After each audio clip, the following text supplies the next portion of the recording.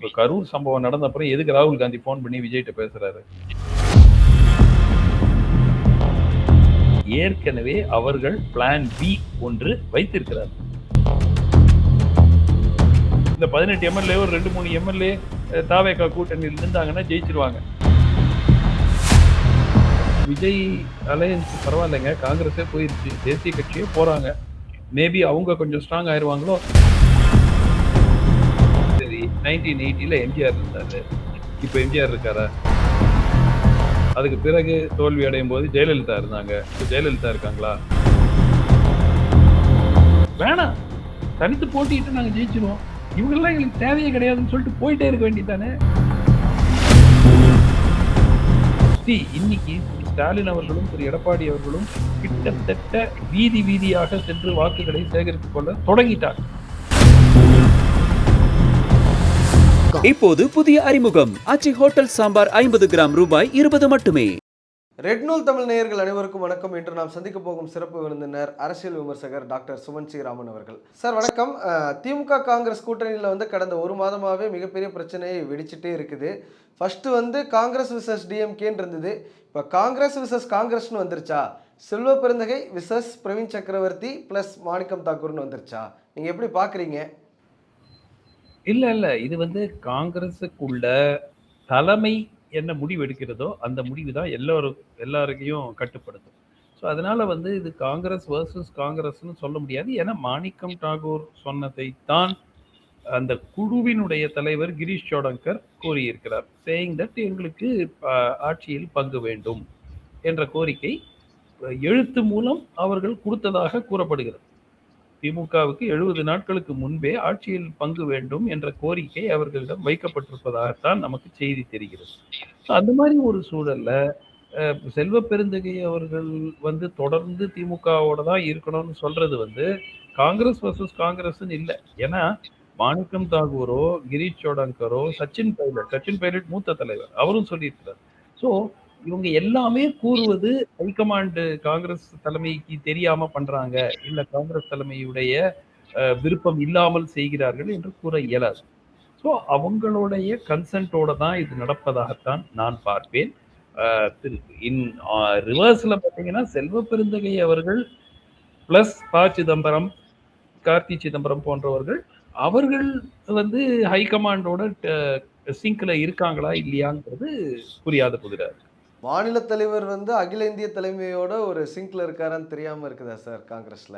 ஏன்னா செல்வ பெருந்தகை எடுக்கிறது தான் டெசிஷன் அப்படின்னு சில பேர் சொல்றாங்க. செல்வ பெருந்தகை ராகுல் பிளஸ் கார்கே எடுக்கிறது தான் முடிவா இருக்கும். பிரவீன் சக்கரவர்த்தி, மாணிக்கம் தாக்கூர் போன்றவர்கள் கருத்து தெரிவிக்கலாம், ஆனா அது அதிகாரப்பூர்வ கருத்தாக நம்ம எடுத்துக்கொள்ள வேண்டாம் அப்படின்னு அவங்க தரப்புல இருந்து சொல்றாங்க. ராகுல் பிளஸ் கார்கே எடுக்கக்கூடிய முடிவுன்னு நீங்க சொன்னீங்கன்னா நான் ஏத்துப்பேன். செல்வ பெருந்தகை எடுக்கக்கூடிய முடிவு என்று நான் ஏற்றுக்கொள்ள மாட்டேன். ஏன்னா அவரும் ஹைகமாண்ட் என்ன சொல்றாங்களோ அதை தான் கேட்கணும். ஸோ அவர் என்ன சொன்னாரு? பிரவீன் சக்கரவர்த்தி மீது நடவடிக்கை எடுக்கணும் சொன்னாரா இல்லையா? எடுத்தாங்களா? எடுக்கல. நேத்து கூட நான் கார்கேயிடம் இந்த மாதிரி இது கூட்டணி பத்தி எல்லாம் பொது வெளியில பேசக்கூடாது, எல்லாரும் பேசிட்டு இருக்காங்க, அதை சொல்ல போறேன் போனாரு. என்ன ஆச்சு? ஒண்ணுமே ஆலையா. அதுக்கப்புறம் மீட்டிங் விட்டு வெளியே வந்தப்புறம் அப்படியே அவருடைய பேச்சில் ஒரு பெரிய மாற்றம் தெரிந்தது. நான் சொல்லிட்டேங்க, அவங்க இனிமே அவங்க கையில இருக்கு அப்படிங்கிற மாதிரி பேசினார். ஸோ இன்றைய சூழல் கேசி வேணுகோபால் என்று வந்திருக்கிறார். ஸோ காங்கிரஸ் ஹைகமாண்டுடைய ஆதரவு இல்லாமல் மாணிக்கம் தாகூரும் பிரவீன் சக்கரவர்த்தியும் தன்னிச்சையாக பேசுகிறார்கள் என்று நான் பார்க்கவில்லை. ஸோ மாணிக்கம் தாகூராக இருக்கட்டும், பிரவீன் சக்கரவர்த்தியாக இருக்கட்டும், தன்னிச்சையாக பேசவில்லை. அதே தான் கிரீஷ் சோடங்கர் சொல்றாரு, அதே தான் சச்சின் பைலட் சொல்றாரு. ஸோ இது கட்சியினுடைய ஒரு கோரிக்கையாகத்தான் நான் பார்க்கிறேன். ஏதோ தன்னிச்சையா 2 பேர் பேசுற மாதிரி நான் பார்க்கல. காங்கிரஸ்ல நம்ம இதற்கு முன்பாகவே பார்த்துருக்கோம். பல்வேறு மாநிலங்கள்ல மத்திய பிரதேசா இருக்கட்டும், ராஜஸ்தானா இருக்கட்டும், ஏன் நம்ம பார்க்கக்கூடிய மகாராஷ்டிராவாக இருக்கட்டும், இங்கெல்லாம் யங் காட்ஸ் விசஸ் ஓல்ட் காட்ஸுங்கிற பிரச்சனை இருக்கும். 2 தரப்பு கருத்து இப்போ காங்கிரஸ்லேருந்து வருது. 2 பேருமே ராகுலோட நாங்கள் நெருக்கமானவர்கள்னு தங்களை ப்ரொஜெக்ட் பண்ணிக்கிறாங்க. அப்படி இருக்கும்போது ராகுலும் இதை என்டர்டெயின் பண்ணுறாரா? 2 தரப்புமே பேசுங்க, என்ன நடக்குதுன்னு பார்க்கலாம் அப்படின்னு. இல்ல இப்போ இங்க இருக்கிறது 2 குரூப். ஒரு குரூப் எம்எல்ஏயா இருக்கிறவங்க, எம்பியா இருக்கிறவங்க, அவங்க தங்களுடைய பதவியை தக்க வைத்துக் கொள்ள வேண்டும், அவ்வளவுதான். அதுக்கு மேல அவங்களுக்கு சிந்தனை கிடையாது. அவங்களுடைய வியாபாரம் இன்ட்ரெஸ்ட்டை பார்த்துக்கணும், அவங்களுடைய பதவி இருக்க வேண்டும். அதை தாண்டி அவர்கள் கட்சிக்கு அந்த கட்சியை பற்றி யோசிக்கவில்லை. அவங்களுக்கு இது ஒரு திமுக கூட்டணியோட இருக்கணும் அப்படிங்கிற ஒரு விருப்பம் இருக்கலாம். மற்றவர்களுக்கு என்னங்க அது திமுகவோட இருக்கணும்னு அவங்களுக்கும் விருப்பம். இப்போ மாணிக்கம் தாகூரோ இல்ல பிரவீன் சக்கரவர்த்தியோ திமுகவை விட்டு போகணுங்கிறது விருப்பம் கிடையாது. ஆனால் நியாயமான ஒரு கோரிக்கை வைக்கிறார். ஆட்சியில் ஒரு பங்குங்கிறது என்ன அநியாயம், என்ன ஒரு அநியாயமான கோரிக்கையா? எங்களுடைய ஆதரவோட தானே அது. எங்களுக்கு 3% இருக்கு, 4% இருக்கு, அதை விடுங்க. அந்த 3% 4% வேணாம்னா நீங்க கழட்டி விட்டுட்டு போயிடுங்க. அதுக்கும் உங்களுக்கு முக்கியம் தானே, அதுவும் உங்களுக்கு தேவைப்படுது தானே. ராகுல் காந்தியுடைய இமேஜும் உங்களுக்கு தேவைப்படுது, இந்தியாவோட சிறுபான்மையினர் வாக்குகளும் உங்களுக்கு தேவைப்படுது. அப்போ ஆட்சியில பங்கு கொடுக்க மாட்டேன், நீங்க தொடர்ந்து ஆதரவு கொடுங்க. அந்த ஆதரவுக்கு நான் உங்களுக்கு 15 எம்எல்ஏ. அந்த எம்எல்ஏ என்ன பண்றாங்க? அந்த எம்எல்ஏ தொடர்ந்து திமுக என்ன தவறு செய்தாலும் அந்த அரசுக்கு முட்டு கொடுத்துட்டு உட்காந்துருக்காங்க. அதுல காங்கிரஸுக்கு என்னங்க ஆதாயம்? இதே மாதிரி போனாக்க கட்சியினுடைய எதிர்காலமே கேள்விக்குறியாகிவிடும். அதிகாரத்தில் ஆட்சியில் பங்கு கிடைக்கவில்லை என்றால் நிச்சயமாக அந்த கட்சியை சுத்தமா இல்லாம ஆயிடும் தமிழ்நாட்டில். காங்கிரஸ் ஒரு 2006 இந்த மாதிரி ஒரு நல்ல வாய்ப்பு கிடைச்சது, 91லயும் ஒரு நல்ல வாய்ப்பு கிடைச்சது. அவங்க திரும்ப கூட ஆட்சிக்கு வந்திருக்கலாம். 67லேருந்து அவங்க வரல, 91ல ஒரு வாய்ப்பு கிடைச்சது ராஜீவ்காந்தி இறந்ததை ஒட்டி. அதையும் அவங்க பயன்படுத்திக்கல. 2006லயும் அவங்க பயன்படுத்திக்கல. அப்போ அவங்க மத்தியிலையும் ஆட்சியில் இருந்தாங்க, திமுகவுக்கு வளமான இலாக்காக்கள்லாம் கொடுத்தாங்க, அப்பவே அவங்க பயன்படுத்திக்கல. இப்ப கேட்கறது நியாயம் நினைக்கிறீங்களா? ஏன்னா காங்கிரஸ் இப்ப கேட்கக்கூடிய இடத்துல இருக்குதா?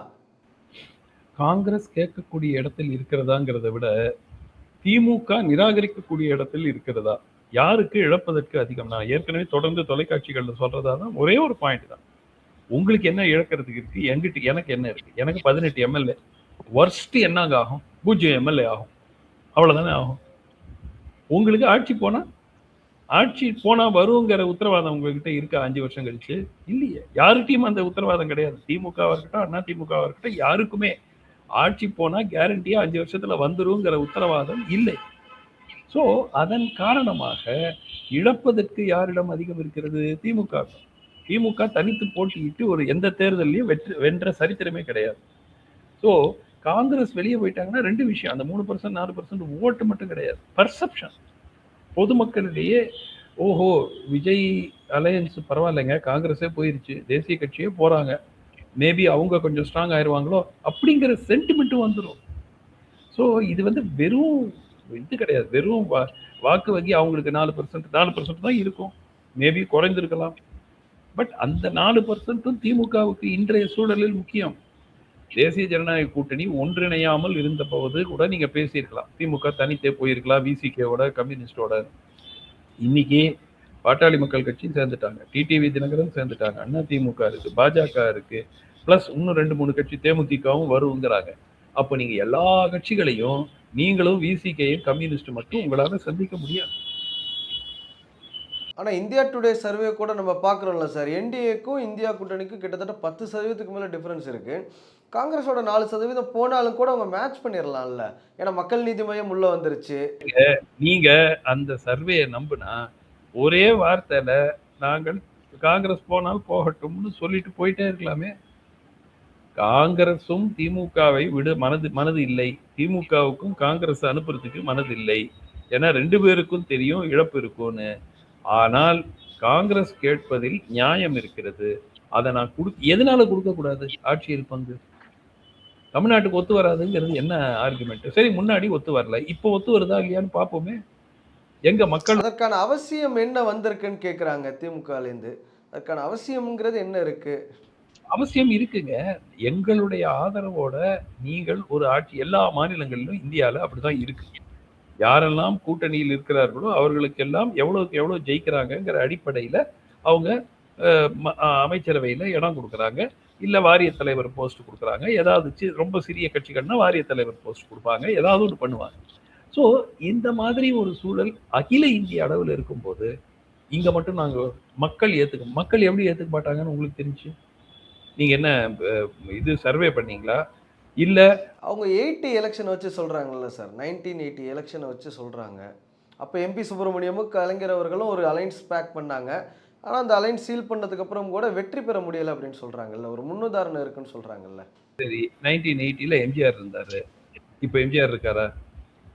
அதுக்கு பிறகு தோல்வி அடையும் போது ஜெயலலிதா இருந்தாங்க. இப்ப ஜெயலலிதா இருக்காங்களா? இல்லையே. சோ இது வந்து அதுவும் 1980னா 46 ஆண்டுகளுக்கு முன்பு நடந்த ஒரு விஷயத்த வச்சுக்கிட்டு, இப்போ வந்து ஒத்து வராதுன்னு சொல்றது என்ன லாஜிக் இருக்கு? இல்லைங்க. ஒரு 2, 3 தேர்தல்ல சமீபத்துல நாங்க போய் மக்கள்ட்ட கூட்டணி ஆட்சி அப்படின்னு சொன்னோம். நாங்க தோத்துட்டோம்னா பரவால்ல. ஏதோ 46 வருஷம் முன்னாடி நடந்தத வச்சுக்கிட்டு மக்கள் ஏத்துக்கொள்ள மாட்டார்கள். மக்கள் ஏத்துக்கொள்ள மாட்டார்கள்னா உங்களுக்கு தனியா போகலாமே. யாரு தடுக்குறாங்க? திமுக வந்து தைரியமா காங்கிரஸ் எங்களுக்கு தேவையில்லை. ஆட்சியார் அமைச்சர் திட்டவட்டமா சொல்லிட்டாரு. அதிகார ஆட்சியில் பங்கு கிடையாது. அது தமிழ்நாட்டுக்கு ஒத்து வராது. காங்கிரஸ் தங்கள் வழியில் செல்லலாம். சொல்லிவிட்டா முடிஞ்சு போச்சு. அதுவும் சொல்லலையே இப்போ. ஏன்னா அவங்களுக்கும் தெரியும். இந்த பர்செப்ஷன் மாறிடும் கம்ப்ளீட்டா. திமுக ஒருவேளை வெற்றி பெறும் அப்படிங்கிற பர்செப்ஷன் வந்து முழுமையா மாறிடும் காங்கிரஸ் வெளியே போயிடுச்சு. பாண்டிச்சேரியிலயும் நாங்க கூட்டணியில ஆட்சி தருவோம் அப்படின்னு சொல்றாங்க. நீங்க இங்க எங்களுக்கு ஆட்சி அதிகாரத்துல பங்கு குடுத்தீங்கன்னா, நாங்க பாண்டிச்சேரியிலயும் குடுப்போம் அப்படின்னு சொல்றாங்க. இது ஒரு ஹை டிமாண்டாவே மாறிட்டு வருது. ஸ்டாலின் அவர்கள் என்ன முடிவு எடுப்பாருன்னு நீங்க நினைக்கிறீங்க சார்? இல்லைங்க என்னை பொறுத்த வரைக்கும் காங்கிரஸ் இனிமேல் இறங்கி வந்து ஆட்சியில பங்கு வேண்டாம். பரவால்ல. எங்களுக்கு ஒரு 2 சீட் எக்ஸ்ட்ரா கொடுங்கன்னா காங்கிரஸினுடைய கொஞ்ச நஞ்சம் தமிழ்நாட்டில் இருக்கு மீதி மிச்சம் இருக்கக்கூடிய வாக்கு வங்கியும் மரியாதையும் போய்விடும். இவர்கள் தொடர்ந்து இல்லை ஆட்சியில் பங்கு உத்தரவாதம் கொடுத்தால்தான் கூட்டணி என்ற ஒரு நிலைப்பாடை எடுத்தால் நிச்சயமா திமுக இறங்கி தான் வரணும். அப்படி திமுக வந்து நோ கொஸ்டின் கூட்டணி விட்டுட்டு போயிருங்கன்னா இழப்பு திமுக காங்கிரஸுக்கு இழக்கிறதுக்கு 18 எம்எல்ஏ. இந்த 18 எம்எல்ஏ ஒரு 2, 3 எம்எல்ஏ தாவேகா கூட்டணியில் நின்றாங்கன்னா ஜெயிச்சிருவாங்க. ஒரு 15 எம்எல்ஏ கம்மியா இருக்கும். என்ன ஆகும் போது திமுக ஆட்சியே போயிடும். இப்ப திமுக தொண்டர்கள்லாம் நீங்க பார்த்திருப்பீங்க. நேத்து இணையத்துல எழுத ஆரம்பிக்கிறாங்க. பப்புங்கிற வார்த்தைய வந்து பாஜகக்காரர்கள் பயன்படுத்துவாங்க. அதையவே வந்து நெறைய பேர் விமர்சனம் பண்ணுவாங்க. அவர் ஒரு எதிர்க்கட்சி தலைவர். அவரும் நீண்ட காலம் அரசியல்ல இருக்கவர். 2004ல இருந்து அவர் இருக்கிறார். அவர அந்த மாரி சொல்லி சிறுமைப்படுத்த வேணாம்னு சொல்லுவாங்க. திமுககாரர்கள் இப்ப அந்த வார்த்தைய சொல்ல ஆரம்பிக்கிறாங்க. பப்பு, ஆர்எஸ்எஸோட கைக்கூலி தான் ராகுல் இந்த மாரி விஷயங்கள் சொல்ல ஆரம்பிக்கிறாங்க. ஒருவேளை இவங்க இணைஞ்சாலுமே களத்துல அது எப்படி சார் எதிரொலிக்கும்?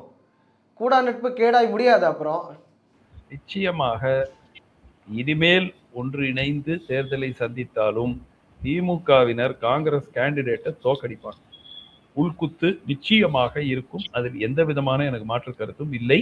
காங்கிரஸ் இனிமேல் திமுகவோட சேர்ந்து 25 தொகுதியில போட்டியிட்டாலும் அவர்களுக்கு 8, 10 தொகுதிக்கு மேல ஜெயிக்கிறதுக்கு வாய்ப்பு மிகவும் குறைவு. ஏன்னா திமுக வந்து கடும் கோபத்துல இருக்கா.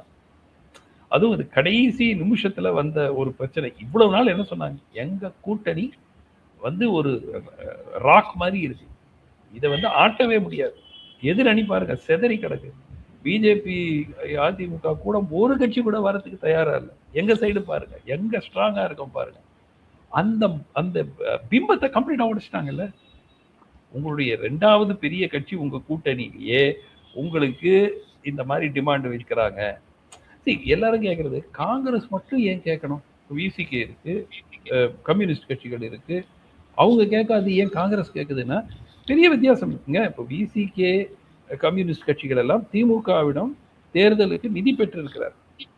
அது ஏற்கனவே அவங்களே ஏத்துக்கிட்டது தான். சிபிஎம் சிபிஐல எலெக்ஷன் அபிடவிட்லயே வந்து அவங்க ஃபைல் பண்ணியிருக்காங்க. டிஎம்கே 10 கோடி கொடுத்தா 15 கோடி அது இப்போ ஒரு ஆட்சி அதிகாரத்தில் பங்குக்கு பதிலாக அவங்க காசு அவங்களுக்கு வந்து எலெக்ஷன் செலவு பார்த்துக்கிறாங்க, அவங்கள கவனிக்கிறாங்க, அதனால விட்டுறாங்க.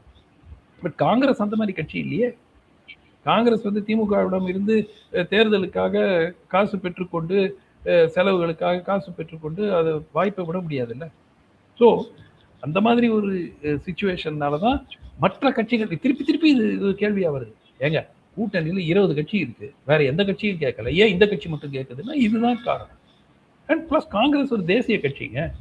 மற்ற கட்சிகள் எல்லாம் மாநிலத்திற்குள் இருக்கக்கூடிய ஒரு கட்சிகள். அவங்க ஒரு மகாராஷ்டிரா, பீகார், ஜார்க்கண்ட்ல எப்படி நம்ம கூட்டணியில் இருக்கிறோமோ அதே மாதிரி இருக்கணும்னு நினைக்கிறாங்க. ஒருவேளை தாவேக்காவே ஒரு ஆப்ஷனா பார்க்குறாங்களோ?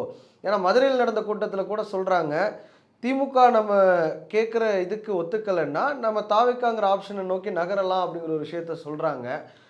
இதையும் தலைமையை மீறி சொல்லியிருப்பாங்கன்னு நினைக்கிறீங்களா? இல்ல தலைமையோட ஒப்புதலோட சொல்லியிருப்பாங்களா? ஏங்க, தாவேகாவை தலைவர்களை பிரவீன் சக்கரவர்த்தி போய் சந்திச்சேங்கிறதையே வெளிப்படையா சொல்லியிருக்காரு. ஸோ இது வந்து ஹைகமாண்டுக்கு தெரியாதா? விஜய் இப்ப கரூர் சம்பவம் நடந்த அப்புறம் எதுக்கு ராகுல் காந்தி ஃபோன் பண்ணி விஜய்கிட்ட பேசுறாரு? ஸோ இது வந்து ஏற்கனவே அவர்கள் பிளான் பி ஒன்று வைத்திருக்கிறார். இது ஒர்க் அவுட் இது வந்து எங்களுக்கு சாய்ஸ் திமுக தான். திமுகவோட தான் கூட்டணியில் இருக்கணும்னு நாங்கள் விரும்புகிறோம். ஆனால் இந்த முறை எங்களுக்கு ஆட்சியில் பங்கு வேணும். பங்கு கொடுக்குறீங்கன்னா நாங்கள் திமுகவே சந்தோஷமா இருக்கிறோம். எங்களுக்கு ஒன்றும் பிரச்சனை கிடையாது. பங்கு கொடுக்காவிட்டால் நாங்கள் வேறு ஒரு ஆப்ஷன் இருக்கிறது, அதை பரிசீலிக்க வேண்டும். எங்க தொண்டர்களும் கேட்குறாங்க. அவ்வளவுதான். அந்த ஆங்கிள் தான் அவங்க பார்க்குறாங்களே தவிர. ஆனா டாக்டர் என்ன விஷயம்னா, இப்ப வந்து 18 எம்எல்ஏக்கள் ஜெயிச்சாங்க, 10 எம்பிக்கள் ஜெயிச்சாங்க. இவங்க ஆட்சியை பிடிக்க முடியல மத்தியில. ஆனாலுமே 10 எம்பிக்கள் தமிழ்நாட்டுல, பாண்டிச்சேரி உட்பட இருக்கிறாங்க. தமிழ்நாட்டுல 18 எம்எல்ஏக்கள் இருக்காங்க. ஆட்சி அதிகாரத்துல பங்குன்னு கேட்டு கடைசியில தாவேக்கால போய் சேர்ந்தாங்கன்னா, இந்த 18 எம்எல்ஏக்கள் அவங்க ரீட்டைன் பண்ணணும்ல. அதுவே பெரிய டாஸ்க் தானே. எதுக்காக ரிட்டர்ன் பண்ணணும்? அந்த 18 எம்எல்ஏக்கள் என்ன பண்ணிட்டு இருக்காங்க? என்னத்தை சாதிச்சிருக்கு? இல்ல, இந்த 18 எம்எல்ஏக்கு இண்டிவிஜுவல் விட்டுறலாம். 18 சீட்டுங்கிறதே நான் சொல்றேன். 18 சீட்டை வச்சுட்டு என்னங்க பண்றாங்க? கட்சியை வளர்த்துருக்காங்களா? ஒண்ணுமே இல்லையே. திருப்பி திருப்பி திமுக அரசு செய்யும் தவறுகளுக்கு எல்லாத்துக்கும் முட்டு கொடுத்துட்டு உட்காந்துருக்காங்க. இப்போ செல்வ பெருந்தகை கிட்டத்தட்ட ஒரு திமுகவினுடைய ஒரு நிர்வாகி மாதிரி தான் அவருடைய ஸ்டேட்மெண்ட் எல்லாம் இருக்கிறது. காங்கிரஸோடைய நிர்வாகி மாதிரி அவர் சொல்லலையே. ஸோ அடிப்படையாக இந்த 18 எம்எல்ஏ இருக்காங்க, 3% ஓட்டு வங்கிங்க, இப்போ 10% வளர்ந்துருக்கு அப்படின்னு நீங்க சொன்னாலாவது லாஜிக் என்ன? 18 எம்எல்ஏ இருந்தால் என்ன, இல்லாவிட்டால் என்ன? அவர்களுக்கு கட்சி தலைமை என்ன பார்க்கணும்? கட்சியை எப்படி வளர்க்கணும், எப்படி அடுத்த கட்டத்துக்கு கொண்டு போகணும். பாஜக வந்து காங்கிரஸை விட சின்ன கட்சி. தமிழ்நாட்டில் 20 வருஷம் முன்னாடி பாஜக வந்து காங்கிரஸினுடைய பாதி கூட கிடையாது. இன்னைக்கு காங்கிரஸை விட பெரிய கட்சி பாஜக. ரைட்டா? ஸோ தமிழ்நாட்டில் எப்படி வந்து அந்த அந்த வளர்ச்சி வந்து செஞ்சிருக்கிறாங்க. ஸோ நீங்க வந்து எம்எல்ஏ பாஜகவுக்கு எப்பவுமே 20 எம்எல்ஏ இருந்தாங்களா, 30 எம்எல்ஏ இருந்தாங்களா? நீங்க கேட்குற ஆர்குமெண்ட் 18 எம்எல்ஏ இருக்காங்க கேட்குறீங்களே. பாஜகவில் இந்த வாட்டி தான் 4 எம்எல்ஏ. அதுக்கு முன்னாடி இன்னும் எவ்வளோ எம்எல்ஏ இருந்திருக்காங்க? 2001 4 எம்எல்ஏ, இப்போ 4 எம்எல்ஏ 20 வருஷம் கழிச்சோம். 18 எம்எல்ஏ எப்பாவது பாஜக இருந்திருக்காங்களா? இல்லையே. அப்ப 4 எம்எல்ஏ வச்சே அவங்களால கட்சியை வளர்க்க முடியுது. அதோட கம்மியா எம்எல்ஏ இல்லாமல் கூட அவர்களால் கட்சியை இந்த ஸ்டேஜுக்கு கொண்டு வர முடியுதுன்னா ஏன் காங்கிரஸால செய்ய முடியாது? தொடர்ந்து இந்த மாதிரி ஒரு பிரதான கட்சியோட ஒரு கூட்டணி வச்சுக்கிட்டு தங்களுடைய கட்சி வளர்ச்சியை செகண்ட் ப்ரையாரிட்டியா வைக்கிறதுனால தான் இந்த நிலைமைக்கு வந்திருக்கிறாங்க. அவங்க நான் திமுக தரப்புல இருந்து பார்த்தால் அவர்கள் கேட்பதில் என்னங்க தப்பு? அவங்க என்ன 20 அமைச்சர் கேட்கறாங்களா? 2 பேர் கேட்கறாங்க. உடனே மக்கள் வந்து ஆஹா, காங்கிரஸ் 2 அமைச்சரவையில 2 மினிஸ்டர் வைக்க போறாங்க, இனிமே திமுகவுக்கு ஓட்டு போட மாட்டேன்னு யாராவது சொல்லுவாங்களா? திமுகவுக்கு ஆதரவாக வாக்களிப்பவர்கள் காங்கிரசுக்கும் சேர்த்துதான் வாக்களிக்கிறார்கள். அவர்களுக்கு காங்கிரஸோட பிரச்சனையே கிடையாது. 20 ஆண்டு காலம் கூட்டணியில் இருக்கக்கூடிய கட்சிகள் யாராவது சொல்லுவாங்களா இந்த மாதிரி நாங்க இப்ப நாளைக்கே முதலமைச்சர் போயிட்டு ஒரு 2 அமைச்சர் போஸ்ட்டை நாங்க காங்கிரஸுக்கு கொடுப்போம், இல்ல 2-3 வாரிய தலைவர்கள் போஸ்ட்டும் ஒரு இது அமைச்சர் போஸ்ட்டும் கொடுப்போம், அவங்களோட நம்ம ஆட்சியில் இருப்பாங்கன்னா உடனே திமுக வாக்காளர்கள் எல்லாம் இனிமே திமுக போட மாட்டேன்னு சொல்லுவாங்களா? என்ன ஒரு லாஜிக் இது? அதனால என்ன ஆகுங்க? அப்ப கூட திமுக கையில தானே எல்லா அதிகாரமும் இருக்கும். ஒரு சுற்றுலாத்துறை அமைச்சர் காங்கிரஸ்ல இருந்து இருக்காருன்னா ஃபுல்லா திமுக வர வாக்கெல்லாம் போயிருமா? என்ன ஒரு ஆர்குமெண்ட் இது? ஸோ இது வந்து ஒரு ஏற்றுக்கொள்ள முடியாத ஒரு பொசிஷன். இவ்வளவு நாள் வேற ஏதோ கலைஞர் இருந்தாரு, கலைஞருடைய ஆளுமை வேற லெவல்ல இருந்துச்சு, ஜெயலலிதா அவர்களுடைய ஆளுமை வேற லெவல்ல இருந்துச்சு, அவங்களால இதெல்லாம் சாதிக்க முடியுது. ஜெயலலிதா தனித்து போட்டிட்டு ஜெயிச்சாங்க. ஸோ இதெல்லாம் ஆர்குமெண்டா வச்சுட்டு தமிழ்நாட்டுக்கு ஒத்து வராது. ஏன் ஒத்து வராது? ஏன் 20 மாநிலத்துல ஒத்து வருது, இந்த ஒரு மாநிலத்துல மட்டும் ஏன் ஒத்து வராது? நம்ம சவுத் இந்தியாவிலே நம்ம பார்க்குறோம். கடந்த காலங்களில் வந்து கர்நாடகாவில் அந்த விஷயம் இருந்தது, ஆந்திராவில் அந்த விஷயம் இருந்தது. ஆனால் தமிழ்நாட்டில் அது இன்னுமே கை கூடலை. கடந்த காலம் இல்லை, ஆந்திராவில் இன்னைக்கு இருக்கு. சந்திரபாபு நாயுடு கவர்மெண்ட்ல இருக்கு. இருங்க சந்திரபாபு நாயுடு கவர்மெண்ட்டை எடுங்க. மொத்தமா எவ்வளவு பிஜேபி எம்எல்ஏ தெரியுமா? 6 பிஜேபி எம்எல்ஏ. சந்திரபாபு நாயுடுவுக்கு 2/3 பங்கு டிடிபிக்கு மெஜாரிட்டி. சாதாரண மெஜாரிட்டி இல்ல, அசுர மெஜாரிட்டி. ஆனால் என்ன, மத்தியில் இருக்கிற பிஜேபி கவர்மெண்டே சந்திரபாபு நாயுடுவும் டிடிபியினுடைய ஆதரவு தயவுல தான் ஓடிக்கிட்டு இருக்கு. ஆனாலும் சந்திரபாபு நாயுடு ஒரு அமைச்சரை பிஜேபியிலிருந்து கவர்மெண்டில் வைத்திருக்கிறார். எதற்காக வைக்கணும்? இல்லைங்க, எதுக்காக அங்க வைக்கணும்? அங்க டெல்லி ஓடுறதே டிடிபினால, டிடிபி ஆதரவுனால. டிடிபி விலகிருச்சுன்னா டெல்லியில கவர்மெண்டே ஆடிடும். அப்போ எதுக்கு பிஜேபியை கூப்பிட்டு, அதுவும் மொத்தம் 6 எம்எல்ஏ, சந்திரபாபு நாயுடுக்கு 2/3 மெஜாரிட்டி டிடிபிக்கு, எதுக்கு அவர் கூட்டு அமைச்சராக்குறாரு, ஒரு மினிஸ்டர் கொடுக்குறாரு? என்ன எனக்கு எனக்கு இந்த இந்த அதிகாரத்துல பகிர்ந்து கொண்டால் மக்கள் அதை ஏற்றுக்கொள்ள மாட்டார்கள்ங்கிறது என்ன லாஜிக் இது? ஒருமித்த கருத்து இருக்காதுன்னு சொல்றாங்க. கரெக்டுங்க. இந்த ஒருமித்த கருத்து இருக்காது இல்ல, வேணாம், தனித்து போட்டிட்டு நாங்க ஜெயிச்சிருவோம், இவங்கெல்லாம் எங்களுக்கு தேவையே கிடையாதுன்னு சொல்லிட்டு போயிட்டே இருக்க வேண்டியதானே. ஜெயலலிதா பண்ணாங்கல்ல 2016 5 ஆண்டு காலம் ஆட்சியில் இருந்த பிறகு தமிழ்நாட்டு சமீப வரலாற்றிலேயே ஆளும் கட்சி மீண்டும் வென்றதே இல்லை 30 ஆண்டு காலத்தில் என்று தெரிந்து தனியா போ தைரியமா நின்றாங்கல்ல, நின்று ஜெயிச்சு காட்டினாங்கல்ல. ஜெயிச்சு காட்டுங்க. இல்ல என்ன என்ன பிரச்சனை எனக்கு புரியல. அதிகாரத்துல நாங்க பங்கு அதெல்லாம் கொடுக்க முடியாது, நாளைக்கு நிறைய பிரச்சனை வரும். எங்களுக்கு தேவையில்லைங்க எந்த கட்சியும்.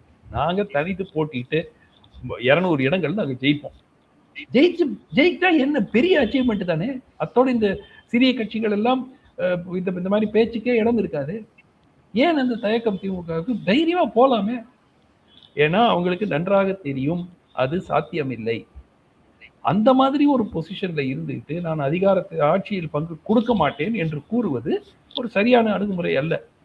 என்னை பொறுத்த வரைக்கும் ஒரு அன்அபிஷியல் அண்டர்ஸ்டாண்டிங் காங்கிரஸோட ஆட்சி பொறுப்புக்கு வந்தால் நிச்சயமாக உங்களுக்கு ஆட்சியில் பங்கு உண்டு.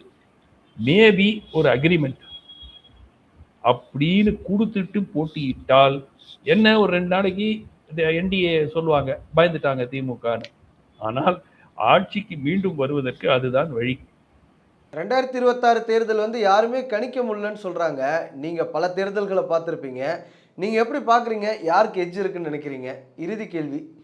இல்ல, எனக்கு உறுதியா இப்போ சொல்றதுக்கு முடியாது. ஏன்னா இறுதி கூட்டணியே ஒன்றும் முடியல. நம்ம என்ன நினைச்சிட்டு இருந்தோம், கூட்டணி எல்லாம் முடிஞ்சிருச்சு, இப்ப தேமுதிக எங்க போகுதுன்னு தெரியாது, காங்கிரஸ் எங்க போகுதுன்னு தெரியாது, டாக்டர் ராமதாஸ் எங்க போறாருன்னு தெரியாது. ரைட்டா? ஸோ இதெல்லாம் கிறிஸ்டலைஸ் ஆகிறதுக்கு கொஞ்சம் நாட்கள் ஆகும். பிளஸ் விஜய் என்ன கேம்பெயின் பண்ண போறாரா, இல்ல இந்த மாதிரி ஒரு 2 வாரத்துக்கு ஒரு ஸ்பீச் கொடுத்துட்டு அதோட நிறுத்திக்க போறாரா? இன்னைக்கு திரு ஸ்டாலின் அவர்களும் திரு எடப்பாடி அவர்களும் கிட்டத்தட்ட வீதி வீதியாக சென்று வாக்குகளை சேகரித்துக் கொள்ள தொடங்கிட்டார். தினமும் எங்கேயாவது ஒரு பொதுக்கூட்டத்துல பேசுறாரு, சிஎம் பேசுறாரு, எதிர்கட்சி தலைவர் பேசுறாரு. இவர் 15 நாளைக்கு ஒரு வாட்டி ஒரு ஸ்பீச்சை கொடுத்துட்டு அது ஒரு 4 சினிமா டயலாக் மாதிரி பேசிட்டு விட்டுறாரு. அதுக்கப்புறம் 10 நாளைக்கு ஆளே இருக்கிறது இல்லை, காண்றது இல்லை பப்ளிக்கா. திருப்பியும் வராரு, திருப்பியும் ஒரு ஈவெண்ட்டு. அது எப்படிங்க ஒரு எலெக்ஷனுக்கு நியாயமா இருக்கும்? அதுவும் இவரை விட 25 வயசு பெரியவங்க இவ்வளவு கடுமையான உழைப்பு போட்டுட்டு இருக்கும் போது நான் வந்து 10 டேஸ்க்கு ஒரு வாட்டி ஒரு பப்ளிக் அப்பியரன்ஸ் கொடுப்பேன், ஒரு 1 hour, அதில் ஒரு 20 minutes 25 minutes பேசிட்டு போயிடுவேன் அப்படின்னா இட்ஸ் நாட் ஃபேர். அதனால என்னால் இன்று உறுதியா கணிக்க முடியாது. ஆனால் நிச்சயமாக தேர்தல் நெருங்க நிச்சயமாக ஓரளவுக்கு ஒரு ஐடியா கிடைக்கும். அப்பொழுது நிச்சயமா நான் சொல்றேன். பார்க்கலாம் சார் எப்படி தேர்தல் களம் அமையுதுன்னு. ரொம்ப நன்றி இவ்வளவு நேரம் எங்களுக்காக நேரம் தந்து நேர்காணல் அளித்ததற்கு. நன்றி. தேங்க்யூ. இப்போது புதிய அறிமுகம் ஆச்சி ஹோட்டல் சாம்பார் 50 கிராம் ரூபாய் 20 மட்டுமே.